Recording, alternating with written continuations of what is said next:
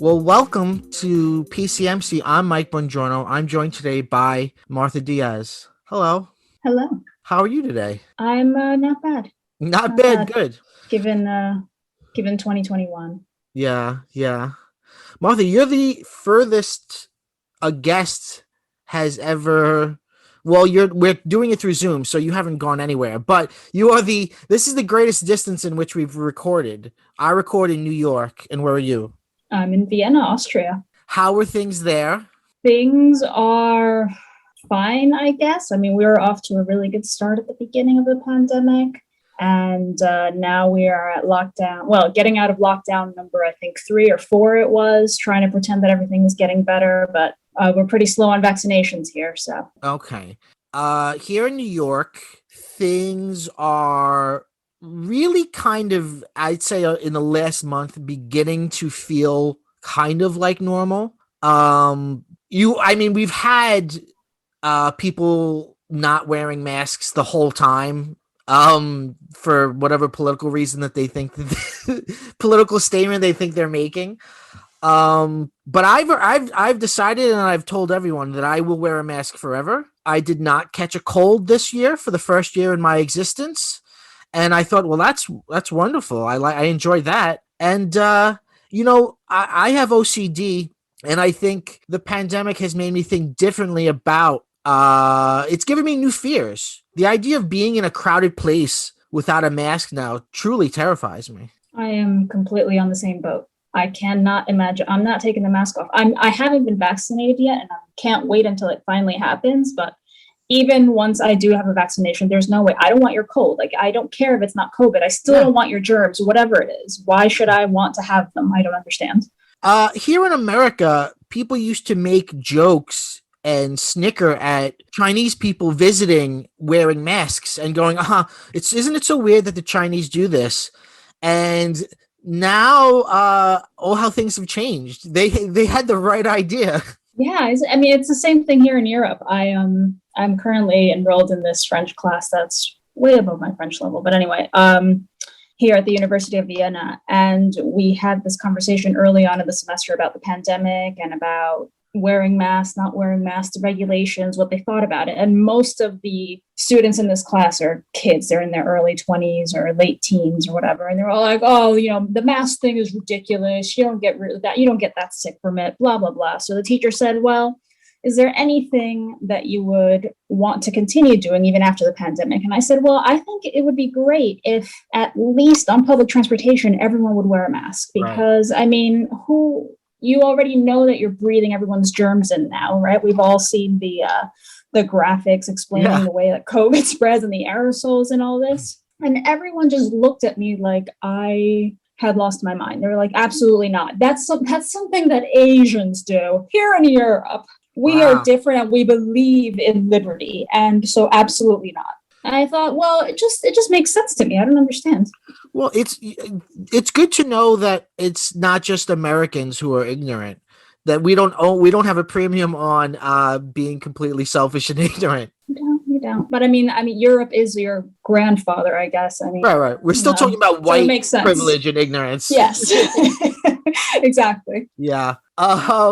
Yeah. So you and me went to grad school together. Well, what do you do? You're in grad school now, right? Are you someone who never stops going to school? I guess I'm hooked on getting some sort of approval from some sort of professor to feel good about myself. I don't know. Well, that's the cult. We met because we were going together through a film program, and your sort of focus of study was David Lynch and the films of David Lynch, whereas mine was David Cronenberg. Let me ask you, after graduate school ended and I wrote my thesis, I really turned away from David Cronenberg. It's not like I don't like him or appreciate him, but I don't go out of my way to watch his films. I don't really think or talk about him anymore. Do you have a similar experience with David Lynch? Yes, it's part of the reason why I chose to do Wild at Heart and not Fire Walk with Me, because Fire Walk with Me is so long. And I honestly, I don't think I could sit through it, especially because I spent so much time watching that one. But Yeah, he's lost a certain amount of appeal, and I don't know if it's because I spent so much time watching his stuff over and over again while I was writing this thesis, or because I've just changed as a viewer and I want something different from what I'm watching. I don't know what it is, but yeah, I did have that experience. Yeah, yeah. Something academia works very, very slowly. So something about that hyper focus, like with this podcast, every week I'm thinking and talking about something different. And the speed in which I go through topics feels so much more germane to my nature than when I spent, 3 years thinking about, a handful of films and watching them a million times. Yeah, I don't know what it is. I think it's just that maybe it also brings a certain amount of stress when I'm watching Lynch. I'm still working. Like if I watch Lynch, I can't just watch it. Sometimes it feels like I'm still working on this assignment in my head. Wow. So I was a little bit traumatized by that. I think that's true for me as well. A couple years ago, Cronenberg wrote his first novel. And I read it and I couldn't help but go back into that little tool bag that I had created for myself. And yeah. Well, you said it already. What we're going to talk about today is Wild at Heart from 1990. This is actually a David Lynch film I haven't seen until in preparation for this, I watched it a few times. I guess you kind of answered it, but what about this film? Why did you choose this film, or what is to you interesting about this film? Well, since 2016 and the whole election, so that was when The Return came out, right? It was around that same time period. Yeah, Twin Peaks: The Return. And I just had this, again, every time I watch Lynch, I feel like I'm in thesis writing mode. I was watching the show and I couldn't just sit back and relax and watch it. I was watching it and taking notes and thinking, wow, this is really, really political for Lynch. Mm-hmm. It's how I was reading it at the moment, I think. And I think it was just because of all the Trump nonsense going on. And then back in, I think it was October of last year, I decided, you know what, let me just have a look at Wild at Heart, just because I felt like watching a Lynch film. And I thought, it's a decent length. It's not something that I'm going to, spend 3 hours on. It's not Inland Empire, for example. Mm. And so I watched it and I thought, so this was obviously after 2020 and a year that was, again, pretty heavy on the politics for me in terms of watching the news and everything going on in the US. And I watched it just earlier today in preparation for this so I could have everything in my mind. And I just saw a completely different movie. Really? Yeah. Not that I could completely ignore what I had seen politically before, but it just felt a lot more emotional and a lot more of what certain Lynch scholars and Lynch himself says the film is about. More of this emotional, lovey-dovey thing between the main characters. Yeah. I'm not nearly as well versed as you in Lynch. I mean, I'm a big fan of Twin Peaks and all, Twin Peaks, the original series, the revival, the Fire Walk with Me movie. I've seen Eraserhead probably the most because I used to show that in a class that I taught. But I haven't seen Straight Story. I haven't seen Inland Empire. I haven't seen Mulholland Drive. So there's plenty I haven't seen. But just what I've know of Lynch from what I have seen and read, I was kind of surprised at this film because I would read it as more hopeful. It ends in a hopeful way. It's got a happy ending, which completely thwarted me because, and I've said this before on the podcast, I think the ending of Twin Peaks: The Return is one of the saddest endings of anything ever. I can't think of, it's like Don Quixote. It's like, I can't think of a protagonist failing so spectacularly and it being so tragic as the end of Twin Peaks: The Return. So I guess I had in my head that everything Lynch is not just dark and violent and surreal, but also like sad. And it's not. At least that's how I read the film. It's not. It's pretty like a love story. Yeah, that's how I saw it earlier today. It's just, Sailor and Lula and then all of these Wizard of Oz references and this whole idea about, goodness, and at the end, running back to her and singing Love Me Tender. Yeah. It's really sappy. And apparently, and I haven't read the book. I tried to read the novel by Barry Gifford, which is what it's based on. Yeah. But I really couldn't get past like the first couple of chapters. I didn't think it was that Right. interesting. I imagine that Lynch was not very faithful.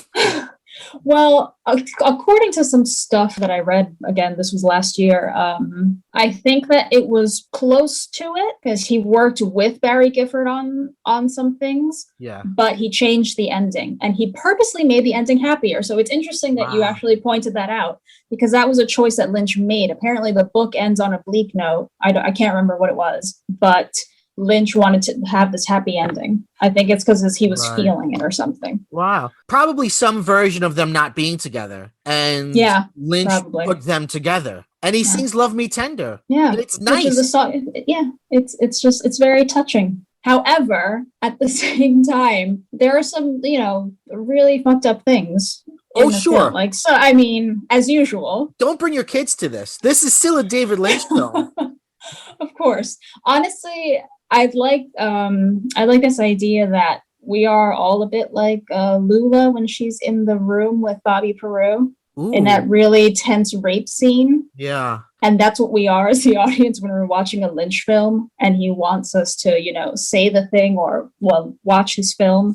Wow. And then he just walks away, and he walks away as if it's a joke, right? He turns around and instead of doing something horrible to her, he just makes that rape joke about, I would fuck you, but I've got other things to do and I'll see you later. Wow. That's a really interesting thing. Hey, right up here at the top, let's say trigger warning for listeners, because this film involves rape and assault and violence. And I should also say spoiler warning. In fact, I want to really talk about this film. So I think if you haven't seen Wild at Heart, go and see it and then come back and listen to this, because we're really going to talk about it. Let me lay down a little bit of groundwork. The film stars Laura Dern and Nicolas Cage as Sailor and Lula. They are young lovers. He is doing an Elvis impression. And he kind of has an Elvis vibe to him. She is, I don't know how to describe her. She's constantly chewing gum. Laura Dern even said that was the key for her to find the character, to constantly be chewing gum. And they go on an odyssey. Lula's mother, played by Diane Ladd, who's actually Laura Dern's actual mother, she wants to keep them apart, and she wants to actually have Sailor killed, because we find out that Sailor was a witness to, or she thinks he was witness to, Lula's father being killed, because the mother had the father killed. It's actually, for a David Lynch film, a pretty clear plot that works out. It's a very film in a sense. And to go back to what you were just saying, there is a very uncomfortable assault scene where Bobby Peru, played by Willem Dafoe, he's this creepy guy that they've just met. They're on an odyssey. They're kind of on the road, and they stop at, is it called Big Tuna? Yeah, Big Tuna, Texas. Big Tuna, Texas, in this little, I guess it's like a motel kind of trailer park. I'm not exactly sure.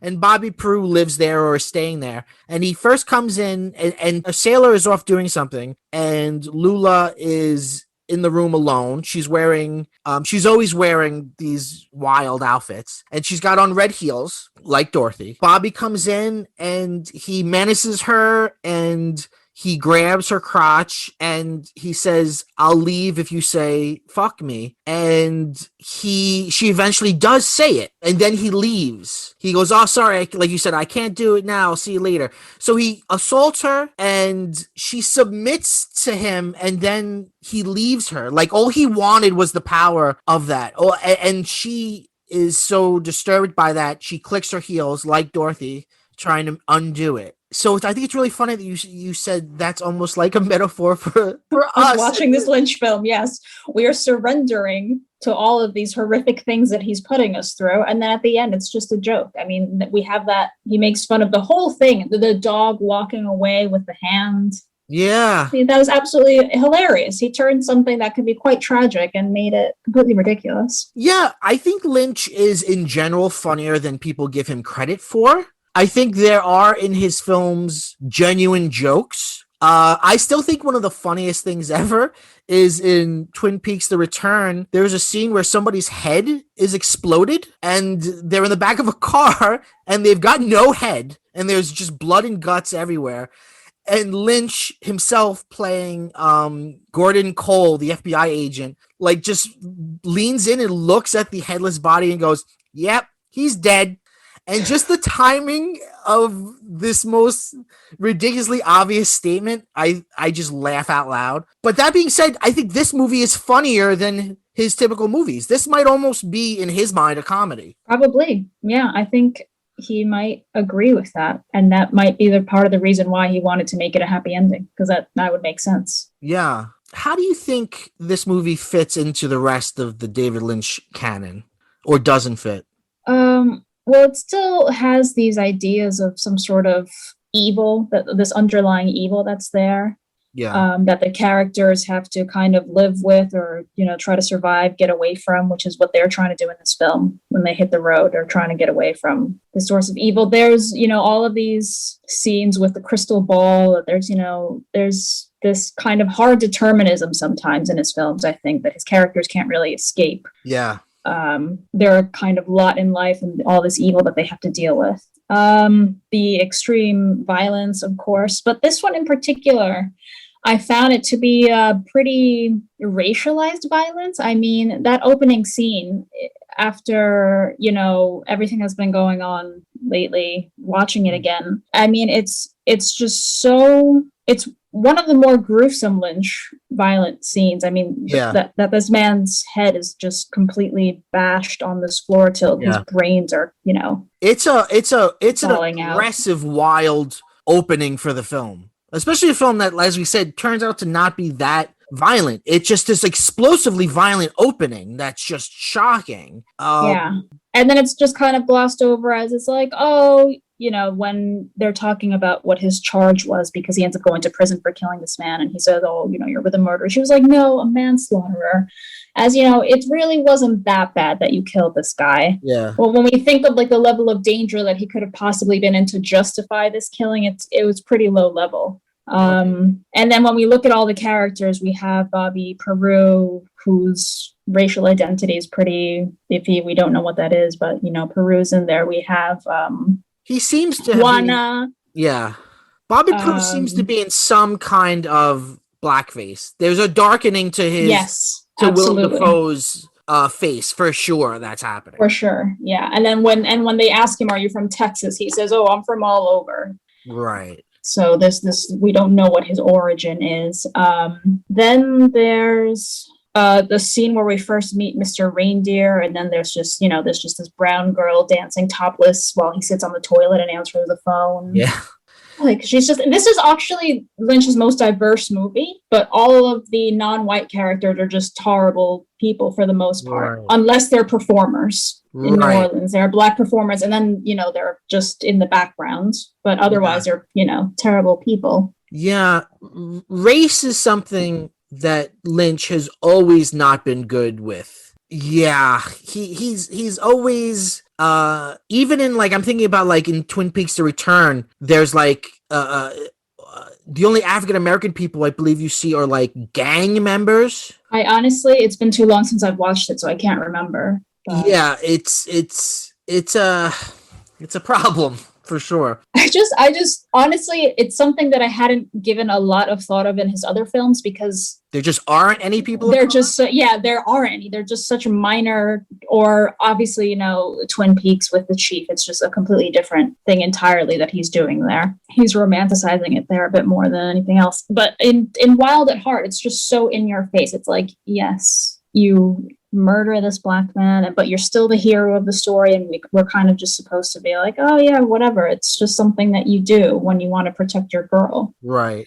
And then just all these other really horrible characters who are, I think, associated with this underlying strain of evil throughout the film that Sailor and Luna can't seem to get away from. Right. They all just happen to be, the non-white characters. Yeah. Well, I think let's talk about that a little bit because I think there is in all of Lynch a feeling of there's evil in the world and that evil is in some way tied into modernity. In Twin Peaks The Return, part 8 or episode 8 is this black and white episode that's kind of a prequel. It's almost a prequel to all of Lynch's work. And I believe it's supposed to be happening at the same time that the first nuclear weapons are being tested. And it's this idea, and then there's images of gasoline, gas stations. I feel like there's this idea of the modern is bad. The modern is inherently and fundamentally evil and to be distrusted. Yes. I think it's evil because it somehow has moved us away from certain ideas of spirituality, not necessarily religion. Right. But some sort of spiritual connection to the world, which would kind of fit in with his whole transcendental meditation thing and his kind of own personal philosophy. Yeah. So I could definitely see that, and yeah, that the episode 8 of The Return, which was really just like a standalone origin story for all of Lynch's work, like you said, starts with this nuclear bomb and you know that and this particular moment, and that's where it's all born of. Yeah, right. That's where if you're to track a narrative onto Twin Peaks, that bomb is where Judy, the mother of all evil, is released, and then at some point she gives birth to Bob, and Bob is, you know, the spirit demon, whatever that possessed Leland Palmer, and he killed his daughter Laura Palmer. Yes. After assaulting her a lot, which is what I think people really didn't like about Firewalk with Me. I love Firewalk with Me, but I think, you know, putting myself in the place of the audience, like you've had 2 seasons of Twin Peaks. It's kind of a goofy, weird, surreal, like parody of a soap opera. And now you're seeing basically a horror movie that has a lot of incest and rape in it. And it's not at all like the TV show you thought it was related to. Well, what I find really interesting is that because he shows this kind of, I don't know, this return to the concept of evil in this particular way, like this iteration of it through supernatural evil, there is no accountability for the characters. Like these people just get away with it because it's just like, oh, it's not really Leland who raped his daughter. It's not his fault that he was possessed by Bob and Bob is evil. Like it's completely out of his hands. Again, it's this hard determinism that he didn't really have a choice. So, and it's in all of his films, his characters get to do pretty gruesome things and get away with it because it's not their fault. There's evil in the world. And if we look at law enforcement, I was thinking about this going back to Wild at Heart. They're pretty much just a joke to Lynch because he doesn't like authority figures anyway. Sure. And I thought it was really hilarious that he named the jail that Sailor goes to the PD institution, just PD, like PEEDEE. Yeah.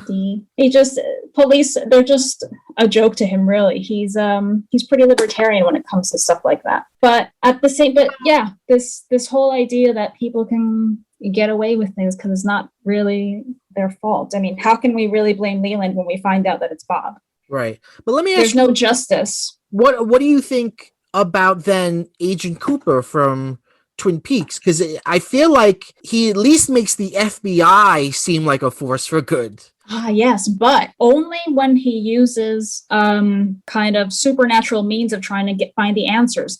There's no actual detective work in terms of like rational, logical, kind of, you know, modern thinking that gets him ahead in the game. It's really going back to something more spiritual and listening to the log lady and the advice that the chief gives him that leads him on this spiritual journey to find the real answers. But law enforcement using modern technology or modern methods to find the answers, they always fail in all of his films. So do you think that there's something simple about his worldview? Yeah, I think so. Everyone likes to read his films in their particular way, as is their prerogative, but sometimes they make it seem like he's a little bit more complex than it actually is. I think when he says that's what he's showing you is what he's showing you, I'd say, yeah, it is. I mean, he light and dark, good and evil, people caught up in it, not really their fault.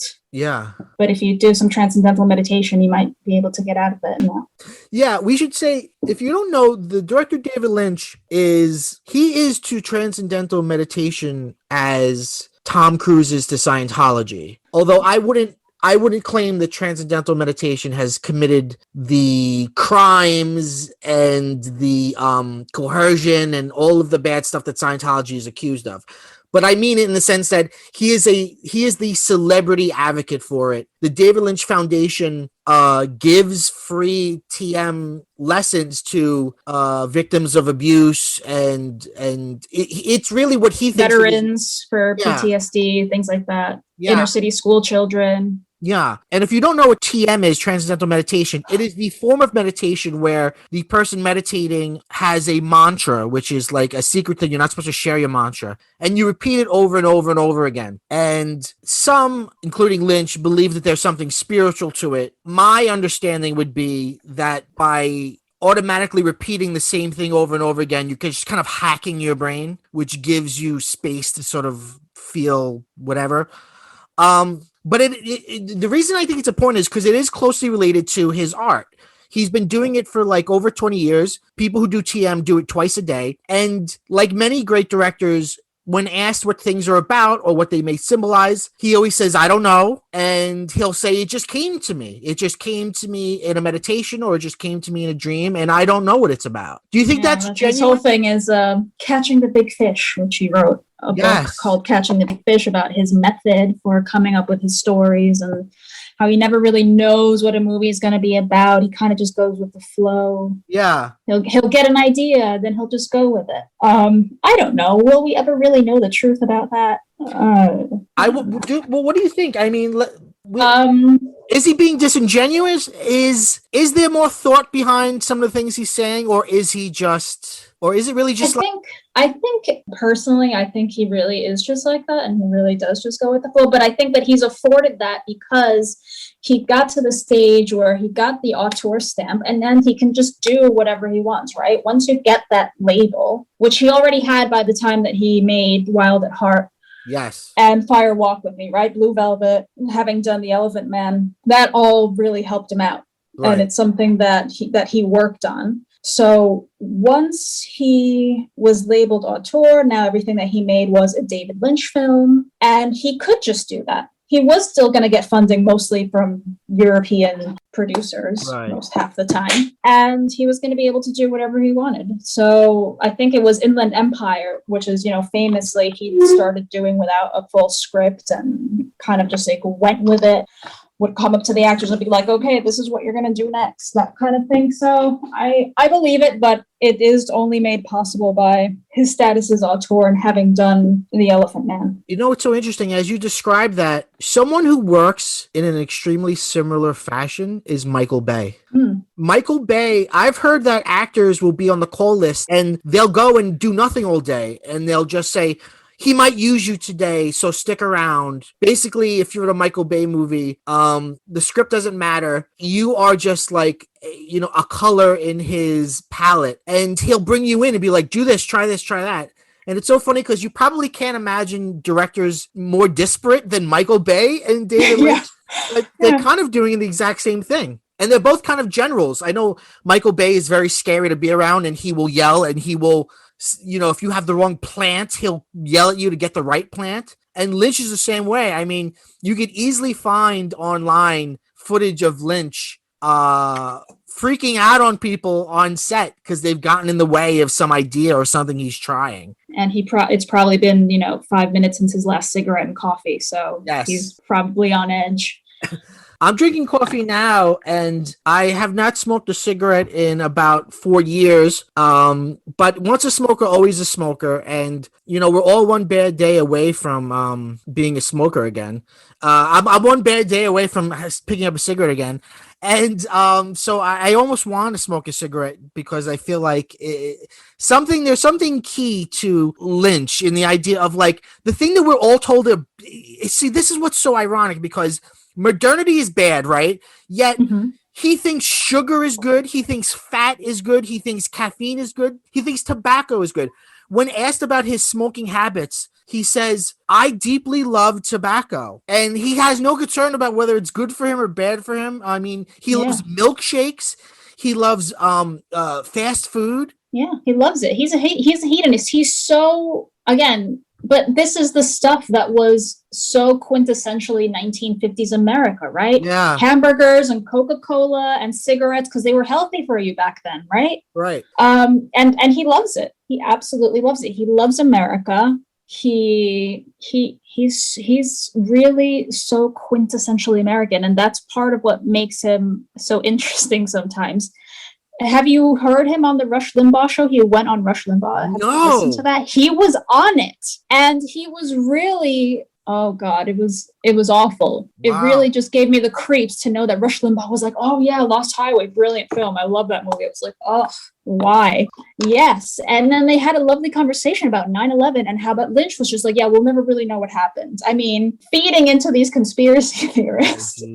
And I just thought, oh, but then it makes perfect sense because he's very libertarian. You know, part of the reason why he doesn't like Democrats is because they keep telling him not to smoke and that he can't smoke in a restaurant and wherever he wants. Right. So, yeah, he loves the idea of freedom.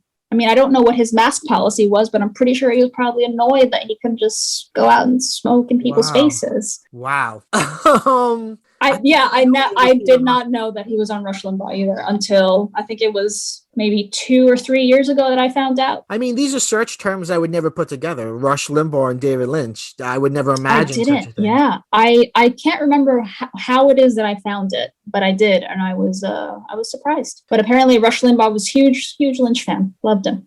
Okay. Probably for all like the wrong reasons. Like, oh, I love the misogyny, you know, if you can't, you know, do whatever you want with your women. I don't know. Right. Wow. Well, David Lynch, he really believes in the auteur theory, which if you've listened to this podcast, you know that I'm not a proponent of the auteur theory. Cinema is a collaborative art form. The auteur theory, it can be useful in terms of a critical mode, but in terms of film production, what it ends up often being is an excuse for men to be mean to people. Yeah, and that's what I mean. That's why he's been able to get away with making whatever he wants and doing these weird things on film that I mean, if you pitched that any of these film ideas as not David Lynch, would you get funding for it? No. Exactly. No. So it's really all predicated on him having the status, which is, you know, a little frustrating, but that's his privilege. That's his privilege. But, you know, why do you think he has this? Like, okay, so like, it was carefully curated at the time. I mean, this is something that he worked towards. I don't know. I mean, think about if we can call him a surrealist, which in some ways he isn't because he is so spiritual and surrealist of the, you know, typical. Yeah, everyone surrealism. Who says like, oh, you know, Dali and Lynch. I was like, no, not really though. Dali was very political. He was very exactly and very overtly political. Whereas I think that Lynch will put a lot of stuff out there, but without comment. Like, for example, if you look at all of this, you know, violence and these racial things that we talked about Wild at Heart, he puts it all on screen, but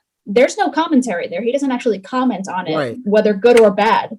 Right. He doesn't really put that any sort of point of view there of his point of view or even character point of view. He just presents it without comment. Right. But Dali would be probably, other than Lynch, the most famous surrealist or the surrealist who breached into the mainstream population, like appeared on talk shows and stuff. And I still wonder, like, how did Lynch do it? Like, why is David Lynch not just some professor somewhere who like makes little short films that no one cares about? Like, how did I don't know, like Blue Velvet's big and good and like you said, Elephant Man, but his career baffles me in a sense because it's like, how did you get to be famous? Yeah, agreed. Someone did an entire doctoral thesis on it, which is a book now, and he traced this birth of Lynch as an auteur, and it was really all about marketing and knowing the auteur system and exactly what you have to put out there to get that status. I think I read a while back the little booklet that they give you. Why am I forgetting what things are called? For the promo for Blue Velvet. Mm-hmm.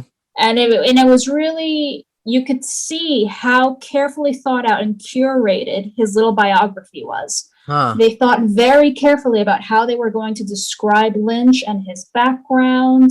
So it was really all very, very carefully curated and thought out. It's something that that he purposely wanted to get to. Yeah. In order to achieve auteur status. Interesting. It definitely, to me, it's nothing that, it wasn't that he just directed these films and then the world saw them and then gave him this. No, he directed the films, talked about himself in a particular way, put on a show in a particular way, did interviews to feed this idea of the auteur, and that's how he got to that point.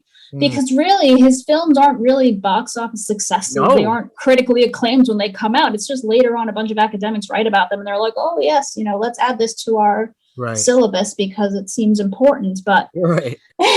Right. I mean, he knew that he needed to get to this point of having this auteur clout in order to get the funding to do projects later on. Right. All right, let's get closer back to the text. There is a motif throughout this film of references to the Wizard of Oz. The Diane Ladd, the mother character, the evil mother, she is, in some ways the Wicked Witch of the West. We see at one point Lula is looking outside of they have a convertible, so she's looking out at the desert as they're driving by, and she sees her mother on the broomstick, like from Wizard of Oz. There's Wizard of Oz references in the dialogue throughout. There's the slippers, there's the Odyssey idea, and then in the very end, they are gonna split up, and Sailor is attacked by, again, a gang of people of color. Yeah. Who he calls the F word to antagonize them. Yes. And but while he's sort of dazed and passed out on the floor after being punched in the face, he sees Glinda the Good Witch, played by Cheryl Lee, who played Laura Palmer from Twin Peaks, and she's Glinda, and she says, "Don't run away from love. Lula loves you. Go get her." And then he runs back to her. And I believe none of that is in the book. Probably not. So how do you read this? Because I can't imagine David Lynch sitting down and watching The Wizard of Oz. Knowing what I know about him. Really? I think he absolutely would. Because it's such a classic American text and he loves America. I can absolutely see him loving The Wizard of Oz and him seeing himself as the Wizard of Oz. Okay. And I cannot talk at length about The Wizard of Oz because honestly, I'm not a fan. I don't know what it is. You know what? It just depresses me. It's one of these films that the music depresses me. I just can't get through it without just feeling incredibly sad the whole time. The Wizard of Oz. It just does that to me. Yeah. Interesting. So I always avoid watching it. I can't remember the last time I watched it. But I honestly, it's not, there's this, and it's the, is it a sparrow? What's the bird that comes back in Blue Velvet? Oh, I don't remember. It's the same thing with the stupid bird. It's that cheesy scene at the end with the bird is going everything. That is so Lynchian. So why wouldn't he do it for this? I mean, honestly, to me, it makes sense for Lynch when you try not to think of anything that he does as ironic, but just very face value. I think that he really just did believe in these two characters being in love and it working out. Mm-hmm. It's just interesting because I can't think of any other sort of overt intertextual referencing like that. I mean, it's not subtle. No. I mean, but he loves it. Him, like the whole Nick Cage is Elvis, but he kind of sounds like Johnny Bravo too. Sure. And just Elvis in general. Again, it's this callback to his idea of America, and it's the same thing with The Wizard of Oz. There's a certain amount of patriotism in a Lynch film. What do you think his idea of America is? I guess it can only be his personal experience. He, in this little text that went with the promo for Blue Velvet, I remember there being a little excerpt where he said, so it talks about his bio and about he grew up in, the suburbs in this perfect, idyllic American, the whole spiel that you get when you read about Lynch, that he had this like perfect childhood a la opening scene of Blue Velvet. Yeah. But then he lived in Philadelphia and it was dark times. And, that's when, and the violence and the things that he experienced in Philadelphia were truly terrible, but then he was able to escape that and go to sunny California. And it's very interesting because obviously the time that he talks about living in Philadelphia, there were a lot of race riots, as they call them, going on. And he lived in a pretty diverse neighborhood. And so this is the kind of darkness that he describes in his own biography, contrasted with the lightness of his, nice suburban upbringing and then sunny California, because he went from, shitty neighborhood in Philadelphia to AFI, which is really nice up in the hills. So that was it. That was his experience. So these are the images that he has of America in his head, I think. Yeah. And in Wild at Heart, obviously the bad is usually the other people. And they get caught in Texas, but they are heading towards California. That's where they're going, which is itself destination. Right. Yeah. Which has deep roots in Westerns and, the idea of, manifest destiny and just, we are, well, that brings us to another theme. I kind of want to just bring up some themes and motifs and just kind of talk about them with you. I don't think it's fruitful to try to investigate what we think they mean, but I just want to talk about them. So one that appears in this film a lot and in a lot of his other films is highways and the image of like the yellow line in the middle of the highway. I guess one way to think about it in this film is the yellow brick road. But then you've also got Lost Highway. And then again, highways are like a symbol of modernity. It was a way of flattening the earth. With the highway system, you get suburbs and you get a whole different configuration of how we think of labor and leisure. So what do you think he's thinking about, or you don't have to answer it that way, actually. What do you think about when you see these highways? I think that highways are not necessarily a bad thing in Lynch films, but maybe you brought up Lost Highway and it reminded me of that scene where, again, he's super libertarian, but he's a stickler for driving rules. So he has that scene where Robert Loggia gets really pissed off about the guy who cuts him off on the highway and chases him down and tells him that he's a dangerous driver and he's putting people's lives at risk while he's beating the crap out of him. And he's like, don't you know that 75% of accidents are like he's like spouting yes, exactly. Getting into a car and just going on the road and driving and the freedom from that's also something that's really appealing to him and really American. So I think that's why it comes up so much. And it's the same thing in The Straight Story. Like the road comes up again and again, and it's kind of a way for people to escape, find some sort of independence. Yeah. I'm trying to think about whether I see it as good or bad. Because he does have that simple, some things are good, some things are bad, or evil and good, or light and dark. Yeah, I don't think that for him the road itself is bad. It's I guess what the characters use the road for. Yeah. What do you think about Sailor's snakeskin jacket, which for him represents... Wait, what does he say? My individual freedom. Yes. Right. He says it more than once. This. Yeah, he says it I think 2 or 3 times in the film. Yeah. It represents a symbol of my individuality and my belief in personal freedom. Yes. So that is really interesting because I thought, that's Lynch putting his thing about libertarianism or freedom in there. But really, apparently that was Nick Cage's own personal jacket. Of course it was. That he kind of just wore and said to Lynch, I think that we could, fit this in with the character. What do you think about it? And Lynch loved the idea and then they decided to go with it. But it goes really... If we're going to read into it, I think it goes really well with again, it reminded me of the Gadsden flag. And people who like to display the Gadsden flag would probably have that same mentality about it representing their personal freedom, individuality. Right. The don't tread on me. Yes. There's also a character in Texas who wears a baseball cap with a Confederate flag on it. Yeah. Yeah. Interesting. I did not think of the snake that way. Snakes are they're such loaded metaphors too, because it could get religious then too as well with serpents and snakes and stuff. In some ways, I think Nicolas Cage is the perfect actor for Lynch, and I'm surprised that he hasn't worked with him more, because David Lynch, as weird as he may be, is all these broad strokes. Like there's not real deep characterization. It's all these broad strokes. Kyle MacLachlan has been asked what do you think about like when you make these movies? And he's like, I don't know, man. I don't know what's going on. I just do it. And I think that's what is interesting to people about Nicolas Cage is it's also broad strokes. He's an actor who is not in any way going for realism. It's all about just broad strokes.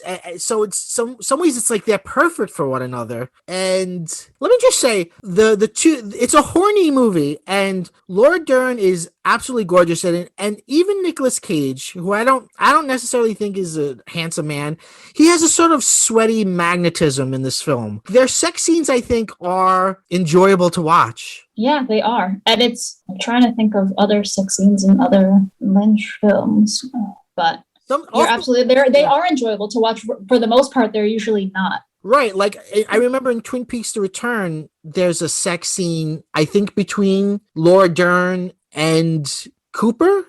It's like in the very last episode, and it's very cold and exactly erotic. That's a perfect word. It's cold, and that's what it is in Lost Highway as well. It's cold, or it's a snuff film, or right. Anyway, getting off Lost Highway, but back to Wild at Heart. Yeah, and I think it's this love that he himself has for the character of Lula and Sailor. Again, it's his belief in their love that made him shoot the scenes in this very kind of loving, passionate way. And it's the opposite of cold because it's in fact warm. Like there's a visual motif is fire and matches being lit, and sometimes over their love scenes there's just a red kind of scrim over the whole image.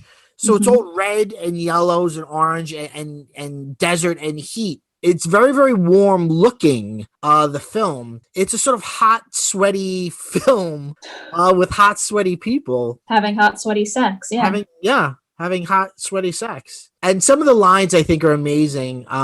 Nicolas Cage says, I had a boner with a capital O. Yes. She says, you got me hotter than Georgia Asphalt. Yeah. Which is fantastic. What did you think of that scene where she takes over and she starts driving and she's listening to the radio and she pulls over because she can't handle it anymore, and because of all the horrible news that is right, she keeps hearing about murder and death. Well, I didn't know what to think about it, but given this conversation and what I'm learning about him and Rush Limbaugh, I'm thinking maybe it's a very sort of conservative idea. Like maybe there isn't much nuance there. Maybe it's just Lynch himself going, well, isn't the world just crazy today? Because that's sort of what happens, right? She's driving and she keeps hearing these, these negative. It also reminds me of very much of like lame 1990s commentary. Mm-hmm. Like this movie's made in 1990 and it feels like the kind of thing like a comedian from the 90s would talk about. Just like, oh, there's crazy stuff on the radio. And she's like, I can't handle this. You got to change the radio. And then he puts on some rock and roll and everything's better. So yeah, maybe it's just a conservative, like aren't people terrible? Or something like that. I don't know. How do terrible. I'm not going to comment on it. So let's just listen to some music instead. Right. And also there's a lot of that in this. He loves music and he loves, putting live performances in his films, that kind of thing.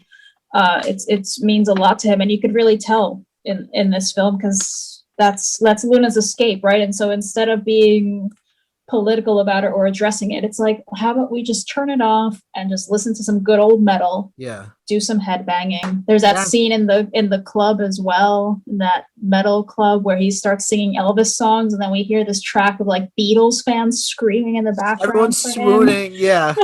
Everyone's swooning. So it's very escapist in that way. What do you think about Cousin Del? Yes.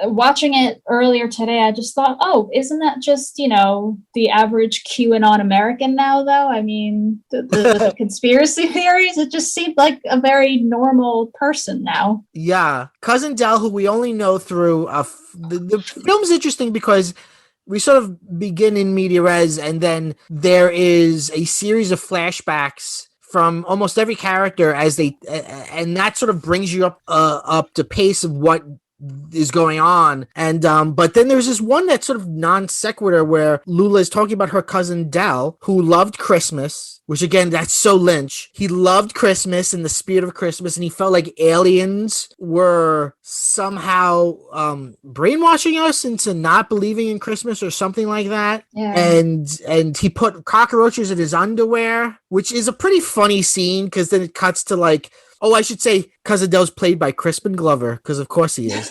Yes, of course. And we see Crispin Glover like kind of like shifting and like shifting as like obviously he's got cockroaches in his underwear, which is probably like Lynch's idea of like a hilarious joke. Yeah, definitely. It's so unnecessary. I mean, it doesn't compared to the other flashbacks that give us some sort of important narrative information about all these characters and where they come from. It's just sort of there. It's like it's short little film inside this film of Cousin Dell. Yeah, it just seems to be another addition to the look at how fucked up the world is. You know, there's all this stuff going on in the radio, and I personally know someone who completely disappeared after being obsessed with a conspiracy about aliens. Yeah. It's this whole, you know, the whole world is wild at heart and weird on top. Yes. Yes. The other thing that I noticed a lot of is that there's a lot of toilets in this film. I don't know what that was about. Yeah. Well, we see a close up of a toilet when Lula's mother is threatening Sailor in a stall in a bathroom. Yeah. And she says, You're a piece of shit. You belong in the toilet. And then she says, you're a piece of S-H-I tut. She says S-H-I tut, which, by the way, Diane Ladd was nominated for an Oscar for this performance.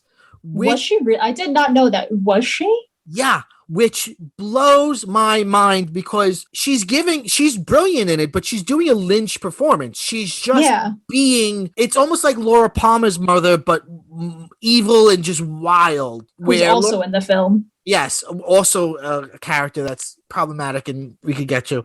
And so yeah, she didn't win, but she was nominated, which is just insane to me because it's just all these broad strokes, and you get the sense that they're playing along with Lynch, but no one really knows what their character is supposed to be doing. Like, I don't think anyone in these films really feels like they understand their character. I think they just feel honestly, they're probably just having a good time. I mean, what better job could you have as an actor? You're right. It's not very demanding emotionally. Right. And he's never going to tell you, like, go smaller. No. He's never going to be like, oh, tone it down for this next take. It's always bigger. What do you think of this where she paints her whole face with red lipstick? Oh, yeah. She starts with her wrist. Her wrist. Which I believe that was Diane Ladd's idea. She says that she was trying to like simulate suicide in some way because she starts rubbing red lipstick on her wrist, but then the next time we see her, she's got it all over her face, and the music and the cinematography seems to present it as this is a scary thing. Yeah, I think it's supposed to be scary.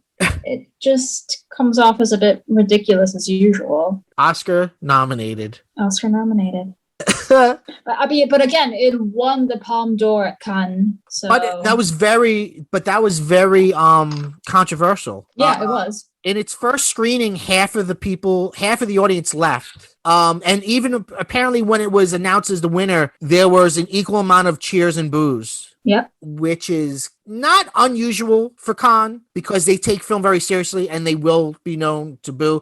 But it is, we should talk about, well, the thing that happened was there is a scene where Harry Dean Stanton, who plays the detective, he is abducted and killed by, what's her real name? Grace something. Zabriskie? Yes, Grace Zabriskie, who played Laura Palmer's mother in Twin Peaks.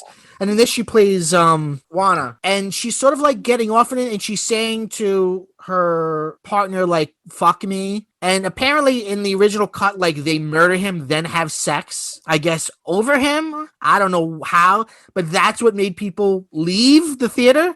And that most of that cut out. So Lynch was like, we got to cut this down. Interesting. Now, I don't know if did you notice that ring that they show him before they kill him? That's, I'm pretty sure, an Islamic symbol. Like, it's a religious symbol. Oh, So I also found that incredibly problematic. Like, what is it about anything that is not just regular white Christian American that makes it evil? I didn't understand. Like, why did he right, have to use that ring? right. And it It symbolizes, could have been any other prop that he could have just made right. up, but It's supposed to symbolize one of the villains, Santos, who was a mob guy. Because when they show it to Harry Dean Stanton, he says Santos, and he knows what's happened to him, why he's going to be killed.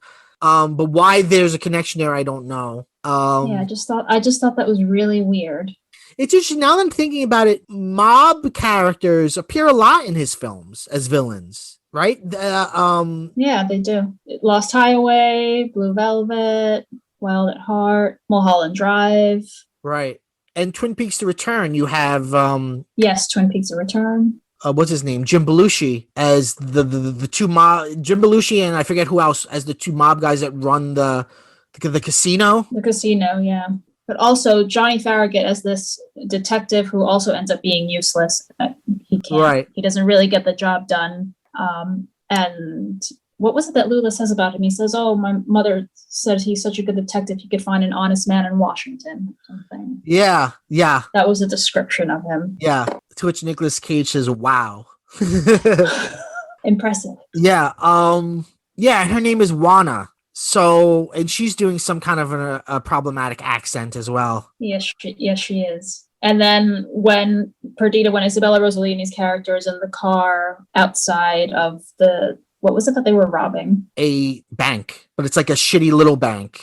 Yeah, it's a shitty little bank. And she answers the officer in Spanish, kind of like pretending that, right. either pretending or that was part of her character. Right. Yeah. So yeah, it's quite problematic on those terms. Yeah. I'm trying to think. All the people of color are played by white people. Yes. Aren't they? Except for the one. Except for the woman who was dancing in the toilet when Mr. Reindeer's in there and picks up a phone. Right. And she's basically a prop. Yes, exactly. And I guess the one real character would be Juana's like boyfriend / partner.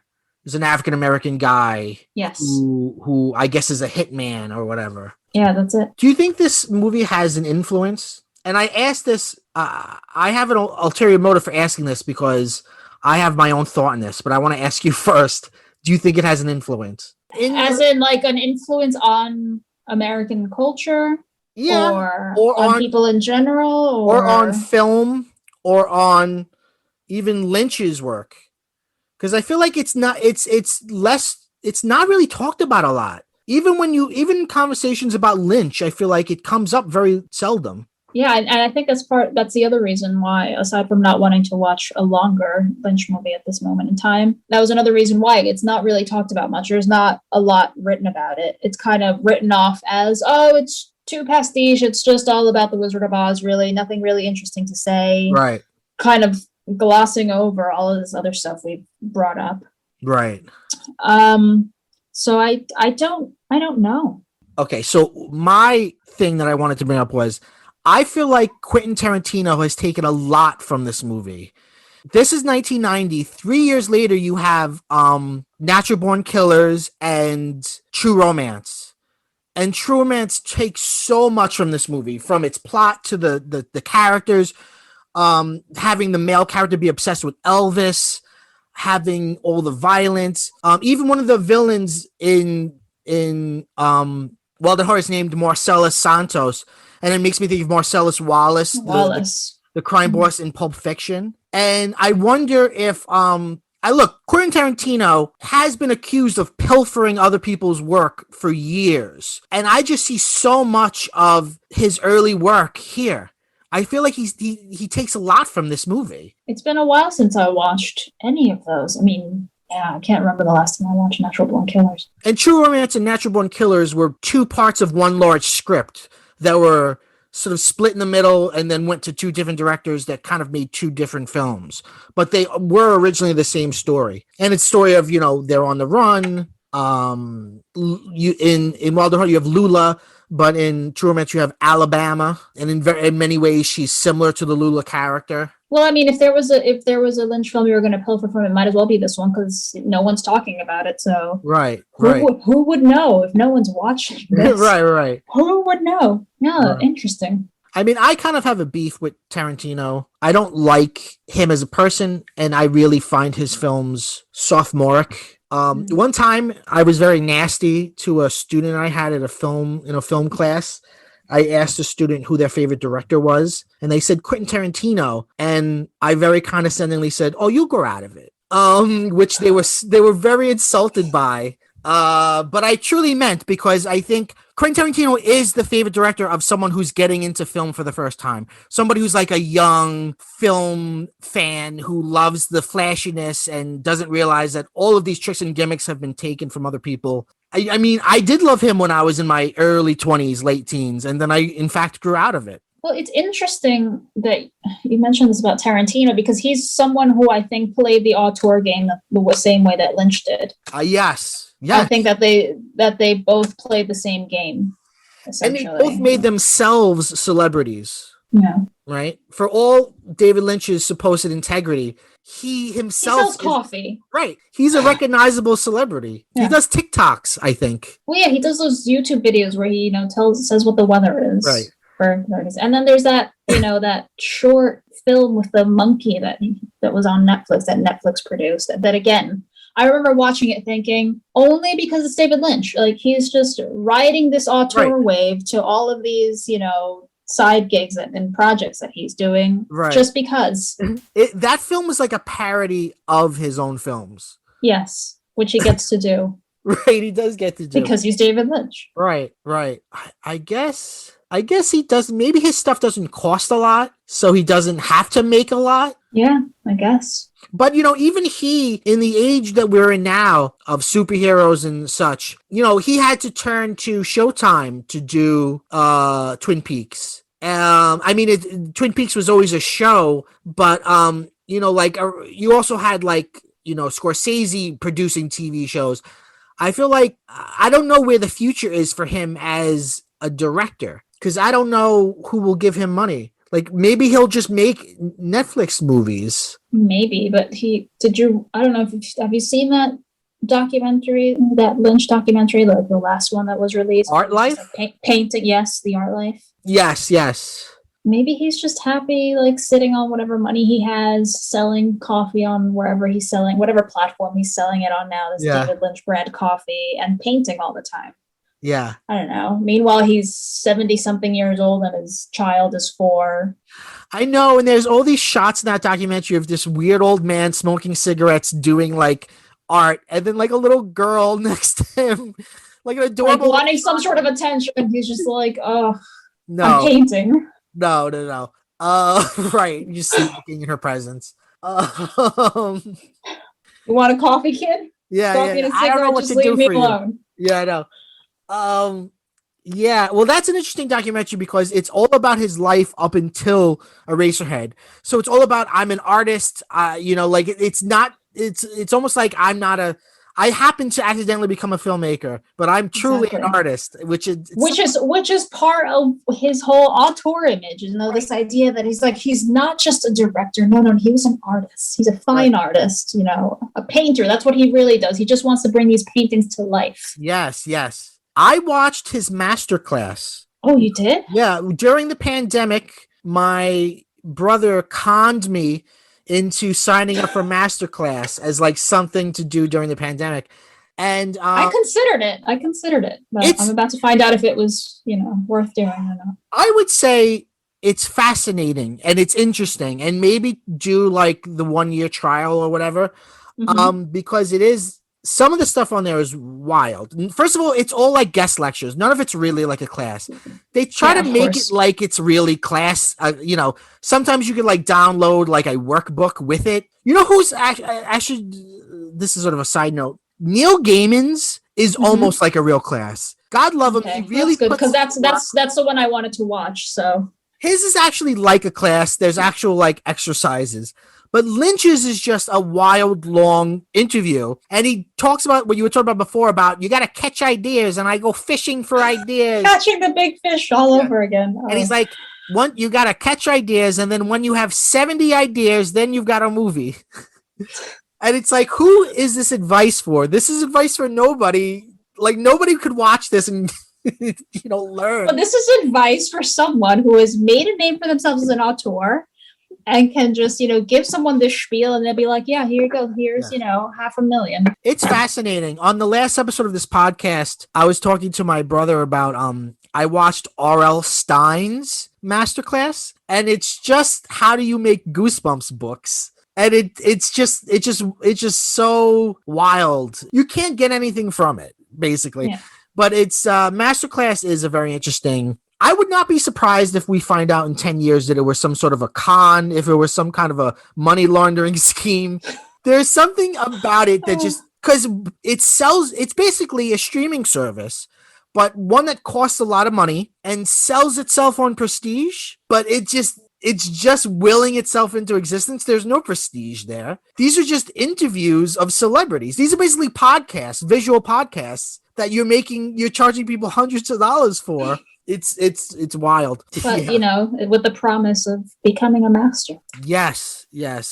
And yeah, his masterclass it's just him smoking cigarettes and just talking. Yeah. Do you have any other thoughts that you wanted to get to? I thought that it's a shame that, Lynch isn't in any way, shape, or form interested in being political, and he just shows this stuff because there's so much to unpack in Wild at Heart, I think. I mean, there's, the abortion scene. Like, we rarely get to see that. And I kind of thought, that, it was done pretty well. It wasn't judgmental or anything. It was just like, here's this girl. She went through this horrible trauma. She's been raped, and she had to have an abortion. And obviously this is weighing on her now. And she isn't just saying, oh, I'm just going to abort this kid. But she just had this flashback to this terrible experience. And watching it this last time, I almost understood why her mother didn't want her running off with some man, because, her daughter had been raped and she had witnessed this and she was completely enraged. We don't really know. I mean, there's a hint of maybe she was having an affair with Santos. Is that why she had her husband murdered? I don't know. I think so. Did she have her husband killed because her husband's business associate raped their daughter and she was infuriated with him? Yeah. I don't know. Well, maybe she also had trying to be a good mother. We also find out that the person who raped her died in a car accident, and we see his car careen off of a cliff, which is very obviously not an accident. Yeah. So is she being a good mother there, trying to, protect her baby from this rapist? I don't know. That is a powerful scene.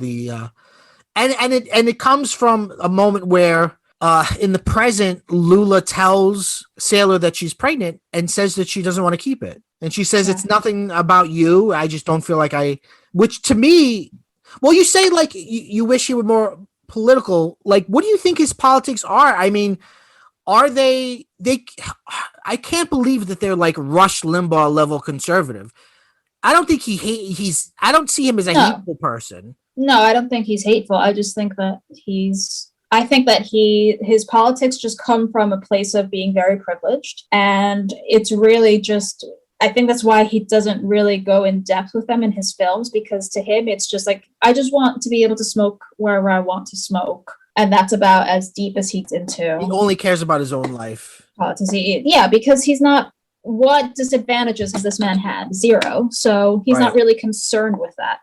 So in that way, it's very easy for him to adopt like a libertarian approach, because it's like, well, yeah, of course, he lives a life of privilege in his nice, Hollywood Hills house, and he paints and he makes movies once in a while, but he's really unaffected by politics the way that some other members of society are. So from that abortion scene, what do you think he thinks on that?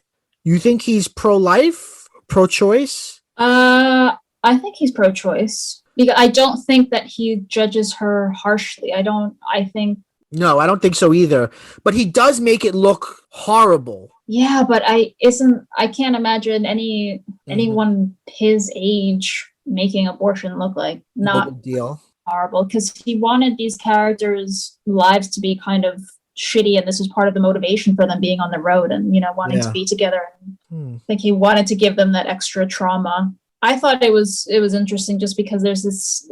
It's kind of difficult to differentiate the sounds of pleasure during the sex scenes and the sounds of her having the abortion. They're quite Yeah. similar moans, whether Yeah. of pleasure or pain. They're very very similar. Yeah. Well, if you haven't seen Wild at Heart, check it out. Martha Diaz, thank you so much for coming on and talking about this film with me. Thanks for having me. It was a good time. Martha, we end every episode by saying go bye-bye. Will you say go bye-bye for us? Go bye bye.